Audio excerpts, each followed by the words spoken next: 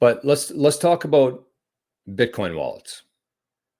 And it is the most important step. Once you buy the Bitcoin, you need to learn how to store that Bitcoin. And not only do you want a wallet that's going to be safe and secure, but you also want to think about the future in terms of where the Bitcoin's sitting, and when you eventually want to spend that Bitcoin, what that's going to look like for you in terms of transaction fees. So nobody considers that when they first buy Bitcoin for the first time. They buy the Bitcoin, they send it to some wallet that they saw on a YouTube channel or on Twitter or whatever it is. And then they just assume that Bitcoin is always going to be safe. And it might be, but they're not considering when they actually go to spend that Bitcoin, what that's going to look like on their end. So that's what we're going to talk about today. I have 4 different wallets that we're going to walk through here.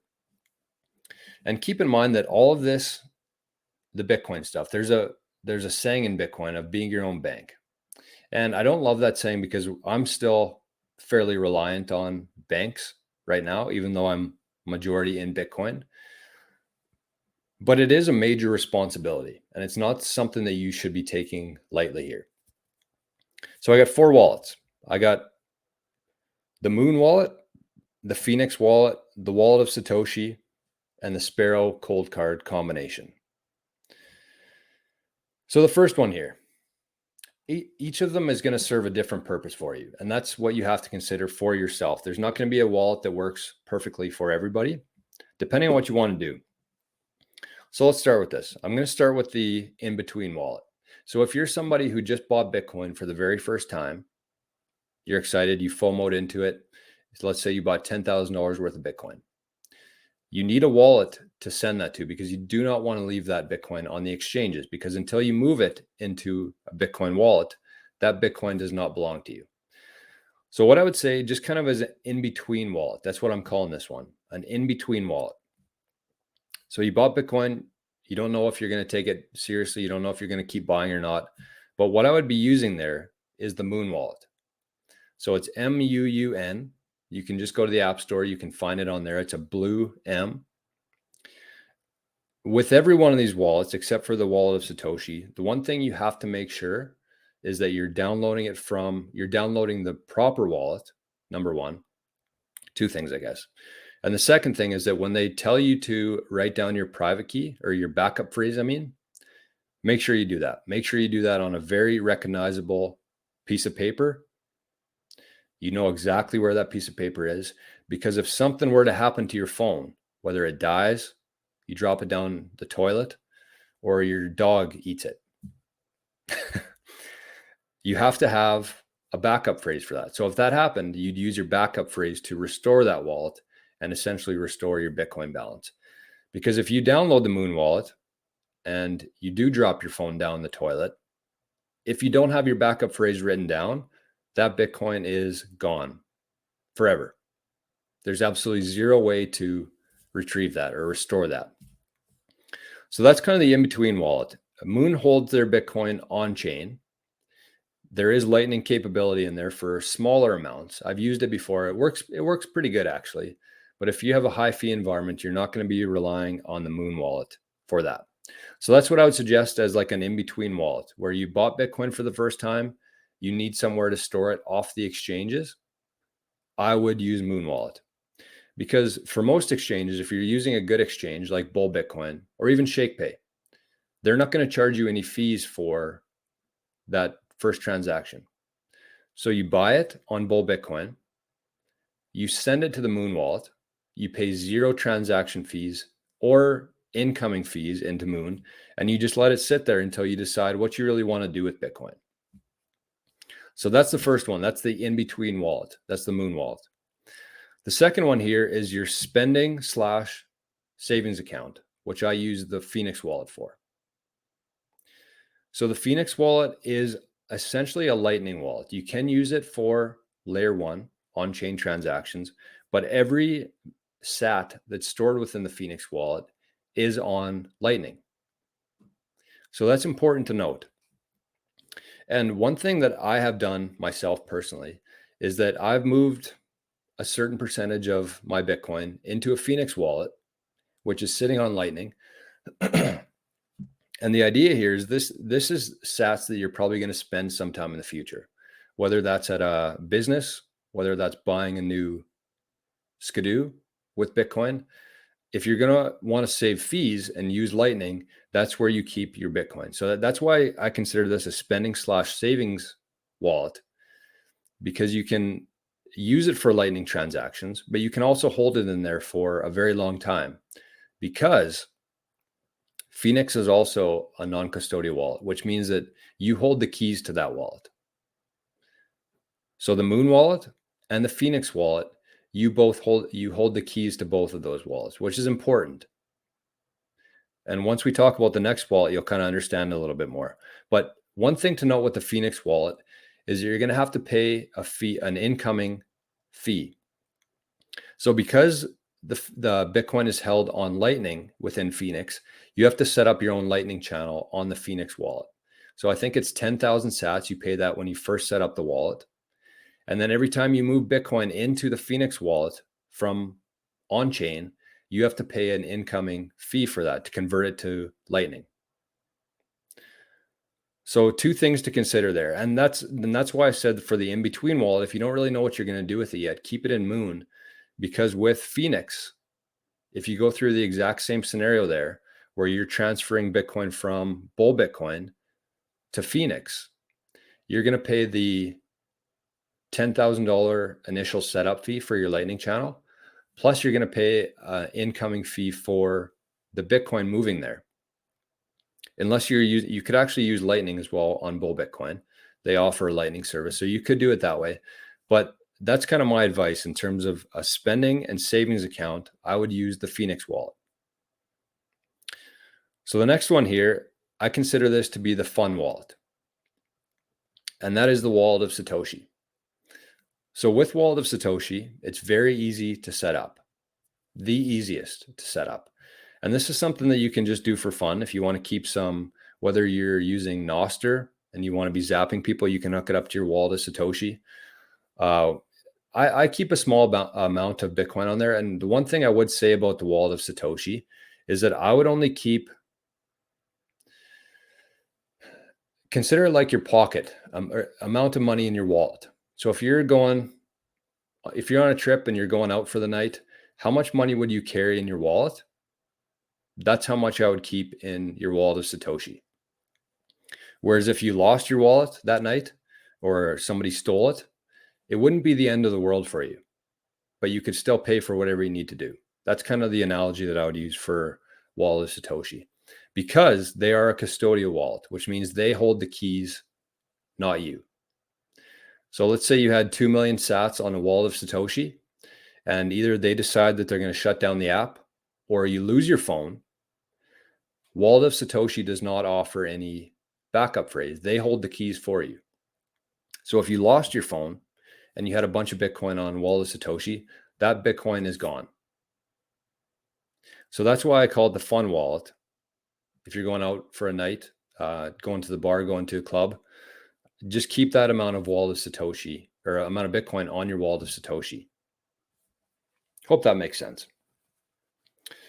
One thing to keep in mind here, and I probably should have mentioned this at the top here, but within the Bitcoin Journey course, it's 21 days, and I've kind of been promoting it to only new Bitcoiners. But I do think that, even if you have Bitcoin right now, you've been in Bitcoin for a little while, I still think that it might be a smart idea to sign up for the course. You don't have to watch every video, but you do have 2 check-ins with me. They can be an hour, hour and a half. I'm pretty flexible with that. But it might be worth your time to kind of go through the videos, maybe learn a few new things, have a couple check-ins, and then you can develop your own personal strategy for Bitcoin based on where you're at right now. And I think that a lot of people, even though they think that they're Bitcoin experts already, they could use that, because most people buy Bitcoin, they put it into a wallet, and they really have no idea what they're doing with it. So that is something to consider. The Bitcoin Journey course talks through this in much more detail. Plus it has different tips for storing your backup phrase, a whole bunch of other different things. So it might be worth it. You might learn a few things, plus have a couple check-ins with me. You can ask any questions you want and kind of tailor the course towards where you're at right now. So that could be for you, or it could be a friend, family member, somebody in your network. Send them to the bitcoinjourney.ca. Sorry, bitcoinjourney.ca, not the. There's a link in the description below for all this stuff if you're interested. I highly recommend that. Like I said, this stuff is very important. This is something that you want to get right. And just having somebody there to maybe give a second opinion or walk you through a few different things, I think could be very important for a lot of people. So something to consider. It's very reasonably priced. You can pay in dollars or you can pay in Bitcoin. Just send me an email if you need more information on that. 88sats@proton.me. Appreciate that. Jose, wallet is also the easiest for onboarding people if you live outside of the USA. So perfect example of that. Wallet of Satoshi was banned in the Apple Store in the USA. So they're a custodial wallet. I think that people can still use the wallet. I just don't think that they can download it again. So that's something when you're using these different wallets, like Wallet of Satoshi, that's something to consider, that you don't actually hold that Bitcoin. You're just basically using it. So only keep an amount that you're comfortable losing on Wallet of Satoshi, but it is very easy to do, very easy to use. And I've been using it for a couple of years now, and I haven't had a single issue with it. Ballsy Golf, great name. Speaking of golf, the Players Championship starts tomorrow. We're going to be doing sats. Actually, this is a good opportunity for this. If there's any golfers out there, or just somebody who likes sports and likes gambling, we're going to be doing a little sats pool, we call it. So you just contribute some, similar to like any sort of pool, football pool, but this is for the players. You contribute like 5,000 or 10,000 sats. You pick 4 players, and then if you win, if your players have the lowest score at the end of the players event, you win the pot. So also, if you're interested in that, send me an email, 88sats@proton.me. The more, the merrier, obviously, the more we can get the pot up. But we're going to have a deadline of midnight tonight, so make sure timely with that if you're interested. Anyways, new to all this and just started with a Tag'em wallet, but it is great to learn about others and what they do. And I honestly think that that's the majority of Bitcoiners, of new Bitcoiners. They buy Bitcoin and they really have no idea where to store it, whether they can trust that, if they hold their keys or not, what that's going to look like in the future in terms of moving their Bitcoin and paying the transaction fees with that. And so you have to consider all this kind of stuff. You have to consider how much you're putting into it, when you want to spend that Bitcoin, and how you're managing your UTXOs. There's a lot to know with it. And I think the one thing you could do with these different wallets is just play around. Play around with the wallets. You can find pretty good reviews on all these wallets, I think, on heyapollo.com. I'll show you that resource right now, actually. It's a good call. Quick one here. So this is Hey Apollo. This is a great resource for especially new Bitcoiners. So you go to heyapollo.com. You can go to categories. You click mobile wallets. And then you can see Noah has a wallet. Noah wallet, Mash wallet, Samurai. You can go into all these different wallets and look at the reviews, and you can see the average ratings. You can go in there and use them. And I think that this is a very trustworthy site. I've had a lot of success using that site with different things that I want to try out. So test that one out. And the last one here. So we talked about the in-between. We talked about the spending savings account. We talked about the fund wallet. And this last one is the most important one. This last one is where you want to keep the majority of your Bitcoin.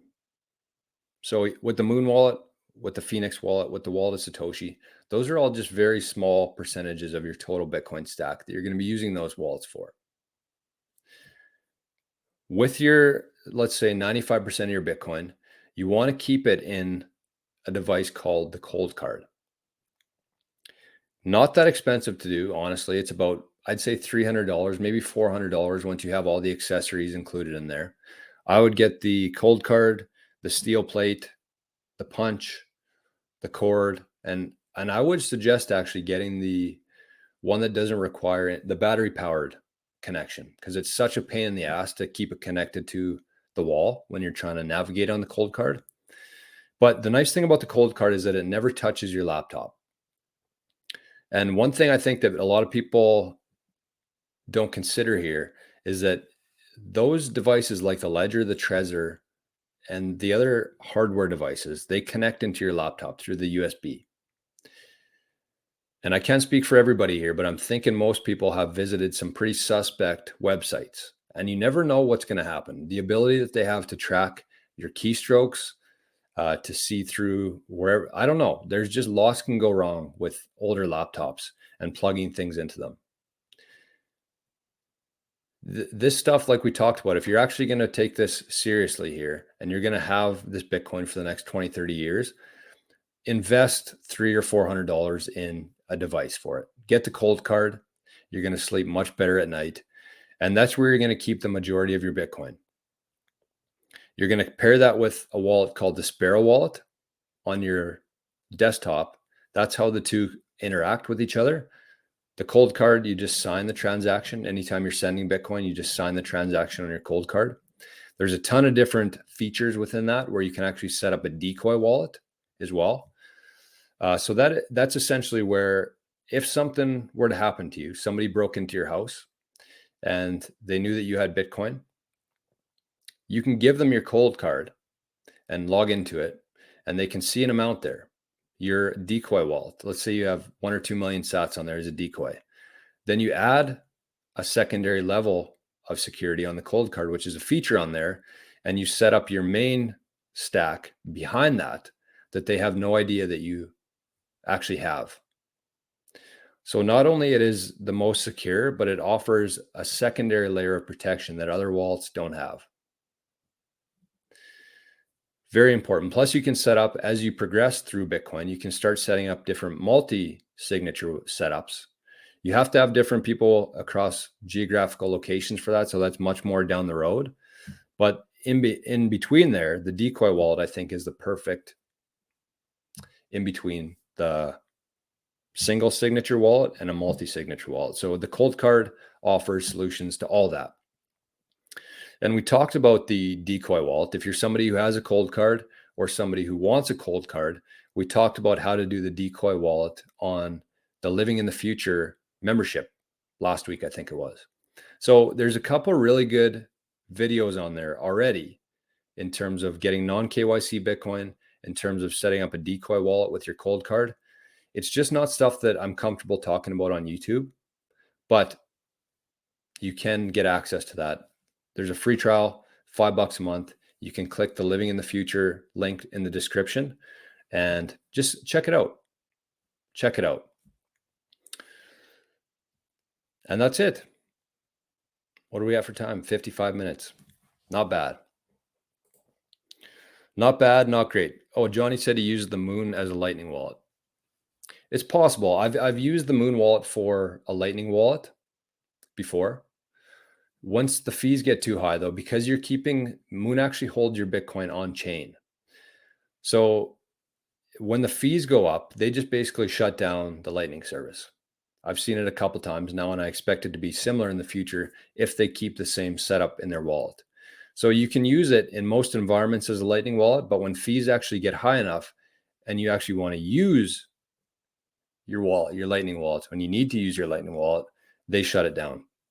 So something to consider. I would strongly suggest using Phoenix instead of Moon Wallet if you're somebody who likes using Lightning to buy things or send people money. I would use the Phoenix wallet. Golden Banjo, good morning. It is go time. That's what yesterday's show was about. It is go time. We're there. We're here. We're excited. And we got lots of good things to come. So that is the wallets. Like I said, this stuff is so important. And I really think that, even 1% of people hold Bitcoin, own Bitcoin. And I think that the 1% of that 1% of Bitcoiners actually know what they're doing in terms of buying, storing, and the future implications of transacting with Bitcoin. So if you are somebody who this was a lot to take in today, that's fine. You can always revisit this video. You can check out other YouTube videos. Get in touch with me. If you want to take this stuff seriously, get in touch with me and I can find a solution for you to make sure that whatever Bitcoin you do have, you're going to have in 50 years from now. That is my job. That is my mission here, to make sure that any amount of energy that you put into buying Bitcoin, you keep it. And when you go to spend that Bitcoin in the future, you're going to optimize that. You're going to pay the lowest amount of fees possible. So 88sats@proton.me. Just send me an email. Say, I'm kind of new to Bitcoin. I don't really know what I'm doing yet. I need some help, and I can set you up with whatever solution is good for you. I'm very flexible. So for yourself, for your friends, for your family, I'd appreciate that. So it was awesome chatting with everybody today. I very much appreciate everybody who's been showing up.